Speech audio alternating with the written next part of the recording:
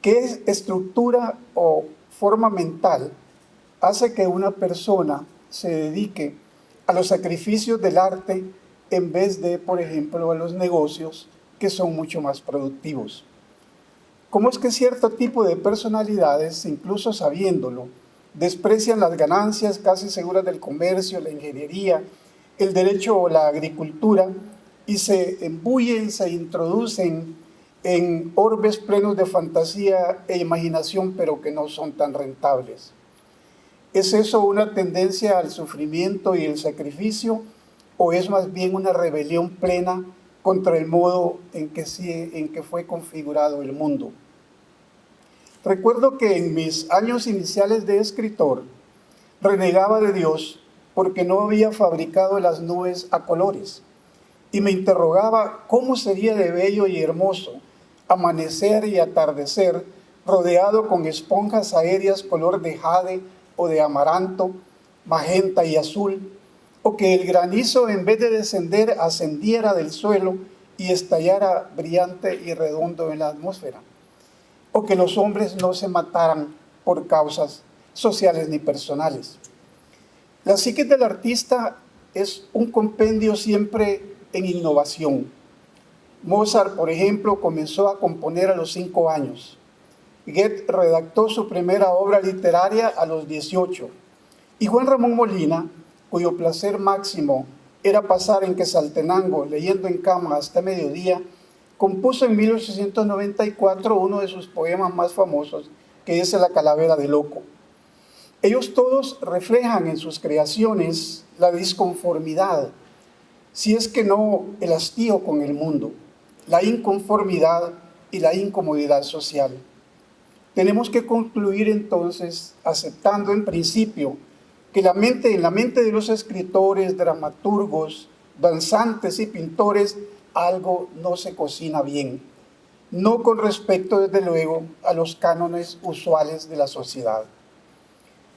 Y es por ello que, asfixiado de lo que Juan Ramón Molina llamó la angustia municipal de Tegucigalpa, Pablo Celaya Sierra, nacido en Ococona el 30 de agosto de 1896, hace 127 años, parte desesperado a rogar lo inscriban en la Escuela Normal de Varones y más tarde, acicatado por la vocación, a los 19 años viaja a Managua y llega a San José para estudiar arte. Podría continuar detallando estos datos biográficos, pero ellos van a verlo ustedes en los paneles de esta bella exposición, por lo que me interesa más abundar en la personalidad del artista, que fue tan fundamental para el arte hondureño, lo conocemos ahora, y que en sí él como persona es un modelo para muchos del mundo y para muchos de Honduras. Lo que obliga a Pablo Celaya Sierra a buscar mundos externos es su mundo interior. Hubo un detalle, algo que lo provocó, una experiencia o una palabra que le disparó las voluntades de crecer.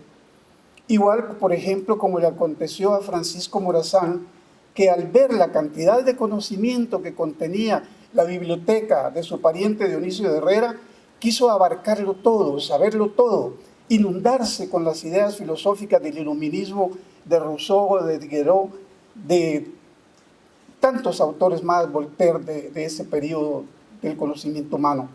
O como Cabañas, por ejemplo, que tras que su padre lo entrega con sus hermanos para defender Comayagua, se siembra para siempre, de por vida, en el ansia del espíritu centroamericanista de libertad. O Medardo Mejía, más cerca de nosotros, cuyo deseo de crecer lo inspira la inmensidad de las pampas olanchanas. En las memorias suyas cuenta Froilán Turcios, para que se vea cómo a veces un detalle en un joven puede despertar toda una ansiedad artística. Un domingo, dice Froilán Turcios, iba distraído por una calle y al pasar frente a los balcones de la casa del licenciado Pedro Rivera Bustillo, me detuve mirando en el fondo de un cuarto un armario, escritorio de cristales repleto de libros empastados. ¡Qué sorpresa, qué maravilla! Pero ¿cómo pudo escaparse a mis búsquedas incesantes ese magnífico tesoro? Mi corazón latía fuertemente.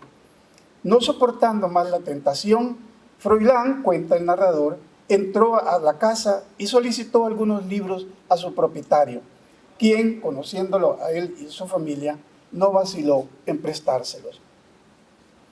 A distancia de los animales, el hombre posee una luz interna que Aristóteles nomina que es el ethos y que constituye la personalidad y que impulsa a crecer. Ese movimiento se expresa en el inicio de la producción artística de Pablo Zelaya con una admiración intensa que él tiene del paisaje hondureño, su color, su armonía, pero que a la madurez concluye también entroncándose con la preocupación social. Y este paso, este desplazamiento de la admiración del paisaje a la admiración del ser humano va a ser una de sus principales características como persona. Pues en efecto, más allá de las figuras indigenistas de la patria que surgen en sus lienzos primeros, como animales, cántaros, guacales, niños, señores rezadoras, mestizas campesinas y el bello espacio de monjas que vamos a ver ahora más adelante, también expresa él una protesta política, la que denuncia no años, sino décadas de continuas matanzas bipartidistas en Honduras, guerras civiles y revoluciones así mal tituladas, que tienen en sus cuadros simbólicos arqueros, pero también dolorosamente cuerpos decapitados, patas de caballos, revólveres, machetes guarizama y el omnipresente aguardiente que inducen a imaginar incluso que su retorno de España a Honduras en 1932 se motivó por algún deseo de contribuir a parar esa situación y a civilizarnos, quién duda que por medio del arte. Luis del Moral, uno de esos estudiosos, relata que en una carta enviada a su amigo Rodolfo Barón, refería a Pablo Zelaya la necesidad de pintar, comillas, cuadros bárbaros ante la brutal realidad hondureña. Hermano contra hermano, que es uno de sus más influyentes obras, es precisamente su cuadro bárbaro. Lanza y Núñez advierten en una entrevista que en la obra de Sierra ocurre una tensión entre lo antiguo y lo moderno, la conservación del pasado y el llamado ineludible del futuro, lo cual se mira ahora como obvio, pero también se manifiesta en su concepto y expectativa de país, la tensión entre lo antiguo y lo moderno. La beca que en 1920 le conceden para estudiar en la Escuela Española de Escultura, Pintura y Grabado, le permite a él acceder a los más avanzados criterios estéticos de la plástica moderna en el viejo continente, pero asimismo lo hace reflexionar sobre el choque de los dos mundos que él habita, el mundo americano y el mundo europeo. Uno, que es el mundo nacional, plagado de vicios y en ese momento autoritarismos castrenses, donde la paz es una utopía. Y el otro mundo, el europeo, en que el arte esplende, la cultura combate para reinar y el desarrollo es una apetencia colectiva.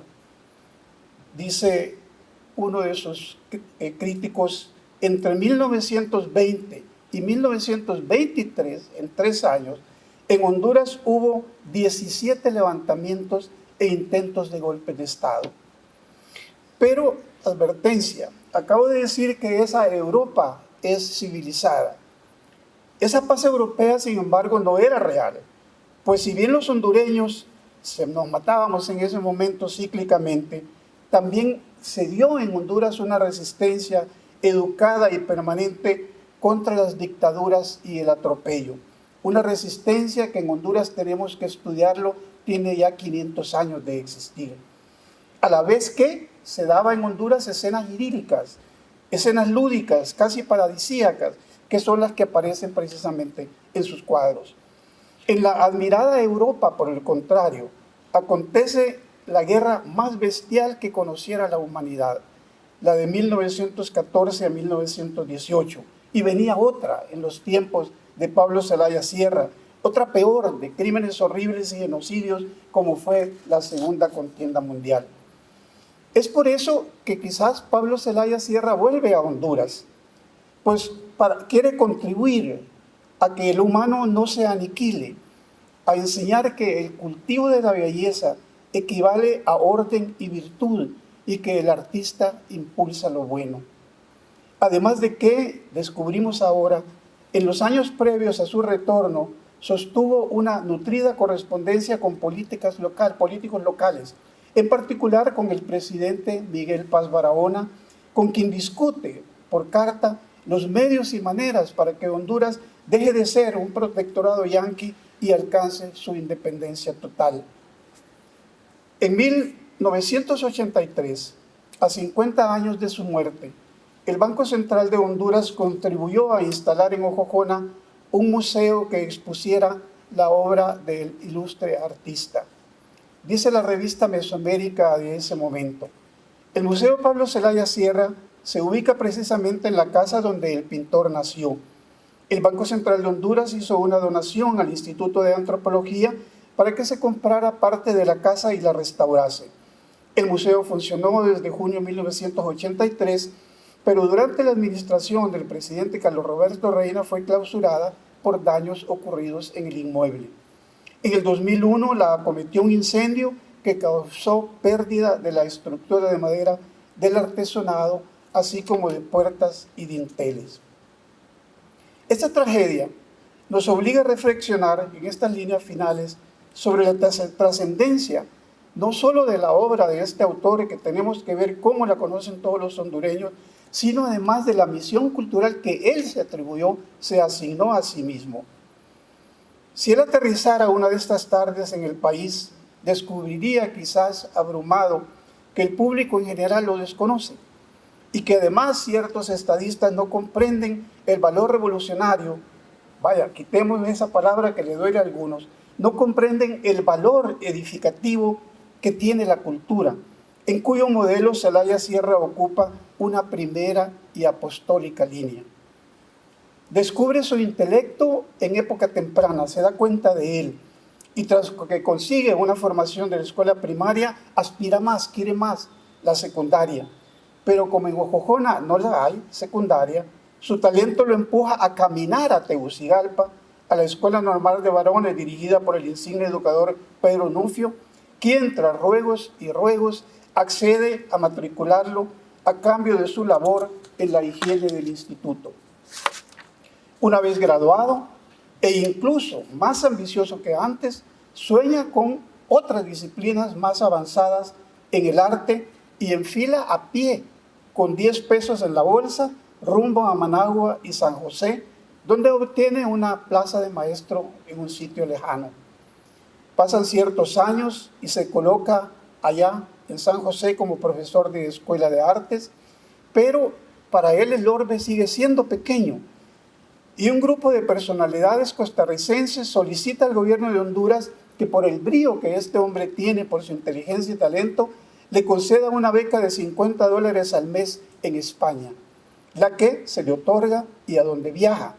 Pero a los 8 meses, por las montoneras y las guerras hondureñas, la beca se interrumpe definitivamente y él queda al garete. Esta línea biográfica es interesantísima en Pablo Zelaya Sierra, además de que están apareciendo algunos documentos nuevos sobre él, pero no es mi interés tratarla en este momento.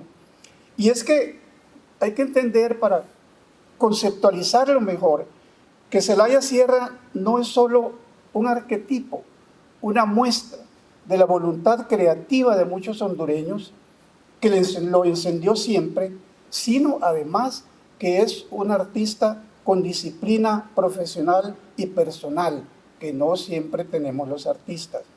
Un hombre con vocación y, usemos un término ya históricamente vulgar, un hombre con destino manifiesto consigo mismo.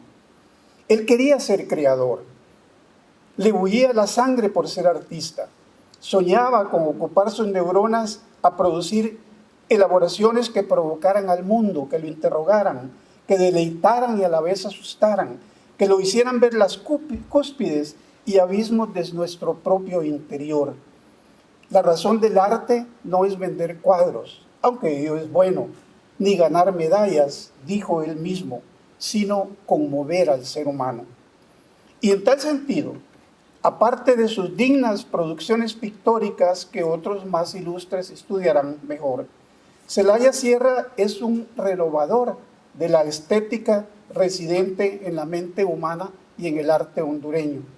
No importa que pocos lo conozcamos, ya que vendrá el momento en que su ejemplo se haga nacional y quizás universal. Pero sí tenemos que tener presente, para comenzar a conceptualizarlo, que nos inspiró para ser humildes pero persistentes, conscientes de la herencia patria, pero a la vez que seamos universales, modernos, si bien admirativos de lo clásico, insistentes en el propósito, incansables en el afán, fijos en la ruta hacia la diana, que es decir, la misión que todos traemos, pero que no todos conocemos.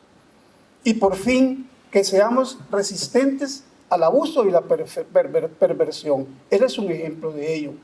Y que el destino final del hombre no es en absoluto la democracia, sino la felicidad. Aprendamos esa valiosa convicción. Yo espero que ustedes coincidan conmigo. Muchas gracias.